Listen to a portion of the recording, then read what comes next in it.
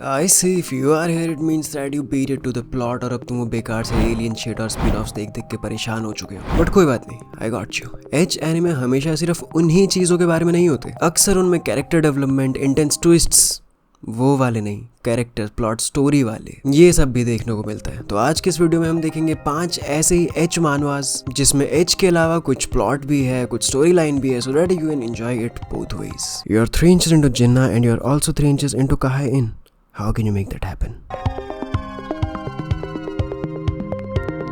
तो ये है कैंग जुंग हू की कहानी, जिसके पापा उसे और उसकी मम्मी को बचपन में ही छोड़ के चले गए थे और इसे भी रिसेंट टाइम्स में पता चलता है कि इसकी मम्मी की भी कुछ टाइम पहले डेथ हो गई है। एंड इसे ये भी पता चलता है कि कुछ टाइम पहले इसके पापा भी गुजर गए और ये अब अपने पापा की एक विला टाइप की बिल्डिंग का लैंडलॉर्ड बन चुका है। तो ये एक रोज ऐसे ही रैंडमली अपने किसी दोस्त के साथ पार्टी कर रहा होता है और वहां पर उसका दोस्त इसे बोलता है कि भाई अब तू क्योंकि एक लैंडलॉर्ड है तो सारे टेनेंट से पैसे लेने की जगह तो किसी और टाइप की डील्स भी तो कर सकता है। लेकिन अपना MC ठहरा भला आदमी अभी तक, क्योंकि आगे जाकर तो ये क्या क्या करता है वो शायद यूट्यूब मुझे तुम्हें बताने भी नहीं देगा। ये फिर पूरी पार्टी करता है, पार्टी खत्म करके वापस जाता है अपने रूम 401 में और वहां पर देखता है कि एक और लड़की है बहुत सुंदर सी एंड वो अनपैकिंग कर रही है। उस लड़की को देख के वो एकदम से पगला जाता है कि भाई ये सब क्या हो रहा है, यहाँ पे कहाँ से आ गई। एंड फिर उसे अचानक से अपने दोस्त की वही स्पेशल डील्स वाली बातें याद आने लग जाती है। And then he finds out कि वो लड़की उसके पापा की मिस्ट्रेस की बेटी है। स्टार्टिंग में तो बहुत ज्यादा एकदम एरोगेंट सी रहती, एकदम कोल्ड बिच टाइप की, but later on you know how it goes. कहानी में ट्विस्ट यहाँ पर आता है कि हमारा मेन कैरेक्टर जुंग हू एक दिन किसी बहुत ही शेडी से क्लिनिक से एक दवाई लेने जाता है और वो उसे बदले में कुछ और ही ड्रग पकड़ा देता है। ये एक अलग ही टाइप की दवाई है जिससे उसकी फिजिकल एबिलिटीज तो बहुत ज्यादा बढ़ जाती है, लेकिन उसके खुद के इमोशंस और इंस्टिंक्ट्स पे उसका कोई कंट्रोल नहीं रहता। एंड इसी वजह से फिर उसके फीमेल टेनेंट्स के साथ उसकी बातचीत कुछ अलग तरीके से होने लग जाती है। कहीं पे टेंशन, किसी से अट्रैक्शन और किसी से शुरुआत होती है इस मानवा की बहुत ज्यादा एक इरोटिक फैंटेसी तरीके से, लेकिन बाद में ये डिजायर्स एंड इट्स कॉन्सिक्वेंसेस के ऊपर हमें लेसन देके चला जाता है। एंड इसका आर्ट स्टाइल जैसा आपने देखा काफी अलग है लेकिन बढ़िया है काफी। एंड वन मोर थिंग कि इस मानवा का सिर्फ सीजन 1 आया अभी तक, उसके बाद इनके क्रिएटर को पैनक्रिएटिक कैंसर हो गया था एंड वो तब से हॉस्पिटल में ही है। सो नो सीजन 2 जब तक वो ठीक नहीं हो जाता। ये कहानी है हो सेयोंग नाम के एक कॉर्पोरेट एम्प्लॉय की। ये वो वाला एम्प्लॉय था जो काम तो बहुत करता था लेकिन फिर भी लोग इसकी बहुत ज्यादा मार के रखते थे। इसके कलीग्स इसकी कभी हेल्प नहीं करते थे, इसका बॉस इसको एक्स्ट्रा डांटता था और सारे फीमेल एम्प्लॉइज वो तो सिर्फ इसको लूजर बोल के, इसका मजाक उड़ा के, इसके ऊपर हंस के वहां से चले जाते थे। लेकिन फिर इसे मिलती है एक सुपर पावर। एक दिन गलती से ये हो गया एक ऐसे ग्रुप चैट में ऐड जहां पर सिर्फ और सिर्फ कंपनी के हायर अप्स थे और फिर इसे मिलती है इंटरनल इन्फॉर्मेशन कि भाई किसका किसके साथ अफेयर चल रहा है, किसने कंपनी में करप्शन किया है, किसने फंड्स गायब करे, किसने क्या काम इलीगल करा है, सब कुछ। फिर भाई ने ये सब कुछ HR को रिपोर्ट करने की जगह शुरू कर दिया इस इन्फॉर्मेशन का फायदा उठाना। जिन्होंने भी इसे उल्टा सीधा कहा था एक एक करके सबसे बदला लिया इसने। सबकी ऑफिस पॉलिटिक्स का टॉपिक सिर्फ और सिर्फ ये बंदा बन चुका था और कोई फिर भी इसका कुछ नहीं बिगाड़ पाता था। वही फीमेल कलीग्स जो पहले इसके ऊपर हंसती थी अब इसके इशारों पर नाचती हैं। पहले इसे वीक समझती थी और अब इसकी डोमिनेंस देख के इसके ही आगे पीछे रहती हैं वो सब। और फिर तो तुम्हें पता ही है कि क्या क्या होता होगा। But remember soldiers, we are not here for that, we are here for the plot. ऐसे ही फिर चलता रहता है सब, लेकिन फिर एक पॉइंट के बाद उसको ये लगने लगता है कि क्या जो कुछ भी कर रहा है वो सब करना सही है, क्योंकि ये भी अब पहले जैसा नहीं रह गया, ये भी अब बाकी लोगों जैसा ही हो चुका है। एंड इन दी एंड ये स्टोरी हमें एक बहुत इंपॉर्टेंट लाइफ लेसन भी देकर जाती है, and which is not what you think. क्योंकि कॉर्पोरेट में हर अच्छा दिखने वाला आदमी सिर्फ अच्छा दिख ही रहा होता है, अच्छा होता कोई नहीं है।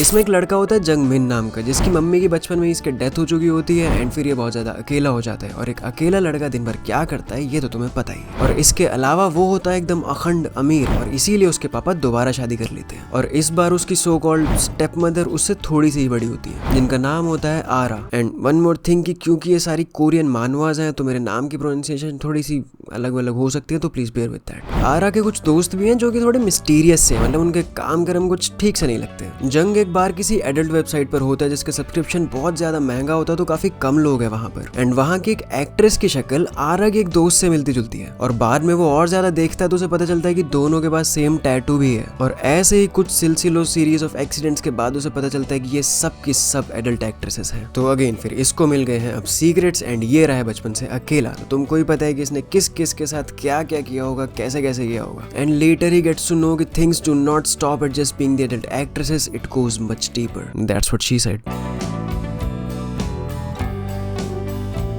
ये काफी अलग है बाकियों से। इसमें दो फैक्शंस बना दिए जाते हैं, सारे मेल्स एक तरफ और सारी फीमेल्स एक तरफ। मेल क्लैन को बोला जाता है वुल्फ क्लैन और फीमेल्स को बोला जाता है fox clan. And this anime is about who is more dominant. इसकी वर्ल्ड बिल्डिंग भी कुछ ऐसी है कि एक दुनिया है जहाँ पर सारा काम कर रहे हैं सिर्फ आदमी लोग and women are being treated as objects which are being used mainly for pleasure only. लेकिन धीमे धीमे उनकी तरफ से भी एक रिबेलियन आ रहा है। इसका मेन कैरेक्टर है कांग तेबू और ये बाकी लोगों जैसा नहीं है। वुल्फ वर्सेस फॉक्स की लड़ाई में इसको फॉक्स क्लैन कैप्चर कर लेता है, लेकिन इसको टॉर्चर वगैरह करने की जगह वो लोग दोबारा से रीएजुकेट करते हैं। इसको अपना पीओवी दिखाते हैं, बताते हैं कि उनकी क्या क्या समस्याएं आई हैं और ये उन सब बातों को समझ जाता है। एंड देन ऑब्वियसली इतनी सारी लड़कियों के बीच में एक लौता लड़का है, so you know this and that होता रहता है बीच बीच में। धीमे धीमे आदमी लोगों को पकड़ के पढ़ाना, पीओवी दिखाना, ये सारी ट्रिक्स काम करने लग जाती है एंड फॉक्स क्लैन की टेरिटरी बढ़ने लग जाती है। बट देन अगेन कुछ फीमेल्स भी क्रुएल्टी पर उतर आती है एंड मेल डोमिनेंस जैसी हरकतें करने लग जाती है। और फिर इन द एंड ये फैसला निकलता है कि it's not about which gender has the power, it's about the balance. ये भी एक जंगमिन नाम के लड़के की कहानी है। एंड नहीं, ये एसएमएफ वाला जंगमिन नहीं है, क्योंकि सबसे पहले तो इसकी मम्मी अभी भी जिंदा है और दूसरा ये बंदा अखंड अमीर भी नहीं है। ये अपनी मम्मी के साथ एक नॉर्मल लाइफ बिता रहा होता है, एक जगह पर एक पार्ट टाइम जॉब कर रहा होता है और इसको क्रश होता है अपनी एक पड़ोसन नेयोंग नाम की लड़की पर, जो कि इसी के कॉम्प्लेक्स में रहती है। लेकिन हमेशा की तरह नेयोंग का बंदा जंगमिन का मजाक उड़ाता रहता है, क्योंकि वो उससे ज्यादा अमीर है, वो उससे ज्यादा अच्छा दिखता है, यू नो बेसिक स्टफ। लेकिन इसके केस में लड़की भी इसे कोई भाव नहीं देती। और फिर एक दिन वो पीठ पीछे इन दोनों को बात करते सुन लेता है कि भाई I barely even notice that he exist, he is a failure वगैरह वगैरह। एंड आयरनी इसकी ये सारी बातें तब हो रही हैं जब वो बंदा वहां पर है ही नहीं। और इसके बाद शुरू होती है अपने भाई की रिवेंज आर्क। देखो, दिल टूटने पर जिम जाना इज यूनिवर्सल, तो ये भी वही करता है। सबसे पहले जाके जिम ज्वाइन करता है, अपनी पर्सनैलिटी डेवलप करता है। वो जाकर अलग अलग लोगों से बात करता है, अलग अलग लड़कियों से बात करके बात करना सीखता है, एक तमीज लेकर के आता है अपने अंदर। और इस सब प्रोसेस में वो काफी सारी लड़कियों से बात भी करता है और जीत भी। जंगमिन फिर धीमे धीमे अपने आसपास सबको मैनिपुलेट करने लग जाता है, भाई का एक ऑरा बनने लग जाता है। और इतनी सारी सब प्रैक्टिस करने के बाद फिर वो धीमे धीमे नेयोंग और उसके बंदे की लाइफ में वापस आने लग जाता है। और वो हिम्मत करके नेयोंग को धीमे धीमे अब सीड्यूस करने लग जाता है, उसके बंदे को बताए बिना। और अल्टीमेटली फिर सीन ऐसा हो जाता है कि नेयोंग का बंदा जयहो नाम था जिसका, वो एकदम ही हेल्पलेस हो जाता है। ना उसके पास कोई दोस्त बचता है ना कुछ। But then karma hits. Jungmin ने जिन लड़कियों को पहले मैनिपुलेट किया होता है उनको अब धीमे धीमे दिखने लग जाता है कि भाई क्या क्या झूठ बोले थे इसने हमसे, क्या क्या बातें बनाई थी इसने, और उन लोगों को उसके पास्ट के बारे में भी थोड़ा पता लगने लग जाता है। और फिर भाई को एक चॉइस लेनी पड़ती है कि या तो वो यही सब में लगा रहे और चीजों को और ज्यादा कॉम्प्लेक्स करता रहे, और या तो फिर वो पुरानी बातें भूल जाए और लाइफ में आगे बढ़ के मूव ऑन कर जाए। तो दिस वाज द लिस्ट। मैंने चीजें बहुत ज्यादा डिटेल में नहीं बताई है बिकॉज इस वीडियो का topic was not about that with plot but plot with that. तुम्हें और कौन कौन सी एच मानवास पसंद है, you can drop the link in the comments. और या तो फिर इनमें से किसी मानवा ऊपर अगर फुल एक्सप्लेनेशन वीडियो चाहिए विद पैनल्स एंड ऑल तो भी तुम कमेंट में बता सकते हो, क्योंकि किसने सोचा था कि ऐसी मानवास ऐसे ऐसे लेसन देके जा सकती है हमें। और यहाँ तक ये वीडियो जिसने भी देखी है वेरी वेरी थैंक यू, क्योंकि ये वीडियो मैं एक बार और पहले रिकॉर्ड कर चुका था। ये वीडियो सपोजिटली अभी से 3 दिन पहले आने वाली थी, बट एडिटिंग करते टाइम मेरे को रियलाइज हुआ कि मैंने मेरा माइक ही नहीं ऑफ किया था और मेरी आवाज ही नहीं रिकॉर्ड हुई थी। तो जिसने भी ये वीडियो यहाँ तक देखी है बहुत बहुत शुक्रिया। और अब तुम लोग ये वाली वीडियो देख सकते हो विच इज अबाउट कि why solo leveling is so good and Jeju island आके बाद क्या होने वाला है इसमें। और या तो फिर तुम ये वाली वीडियो देख सकते हो which is about a very good and underrated isekai anime. But फिलहाल इस वीडियो में इतना ही। Bye bye.